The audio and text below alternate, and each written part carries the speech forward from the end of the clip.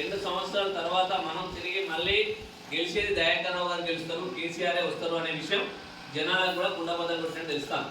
వాళ్ళు ఏం చేస్తలేరన్న విషయం గురించి రేపు స్థానిక సంస్థలలో మన సర్పంచులు, మన ఎంపీటీసీలు, మన వార్డు మెంబర్లు ఉంటే మనకు గౌరవం ఉంటుంది. ప్రతి పనిని వాళ్ళని నిలదీసి అడగడానికి, గ్రామానికి సేవ చేయడానికి మనకు అవకాశం ఉంటుంది. కాబట్టి రేపు జరిగే 2 సంవత్సరాల తర్వాత కూడా మనమే ఎమ్మెల్యే ఉంటాం. కాబట్టి అప్పుడు ఉన్న పూర్తి స్థాయిలో ఇప్పుడు ఆగిన పనులు కానీ, మంచి కానీ, చెడు కానీ మొత్తం చేసుకోవడానికి అవకాశం మనకే ఉంటుంది. ఎవరికి అయిపోయింది వాళ్ళ గవర్నమెంట్ ఉన్నది మనమే చెప్తుంది కాదు. మన ఆధ్వర్యంలో మన సర్పంచ్, మన ఎంపీటీసీ ఏది ఉంటే మనం చెప్పినట్టే వాళ్ళు వినాలి తప్ప వాళ్ళు చెప్పే మనసులో ఇచ్చేది ఏం లేవు. వాళ్ళతో అయ్యేది పోయేది అని దయచేసి ఉత్తర గ్రామ ప్రజలందరూ కూడా తెలియజేసుకోవాలి. మనం చేసిన పనిలో 10 పైసలు ఉంది వాళ్ళు చేసినా కూడా ఇప్పుడు ఇంకా సంవత్సరంలో మనం చేసిన దాంట్లో 10 పైసలు ఉంది కూడా వాళ్ళు చేయలేదు.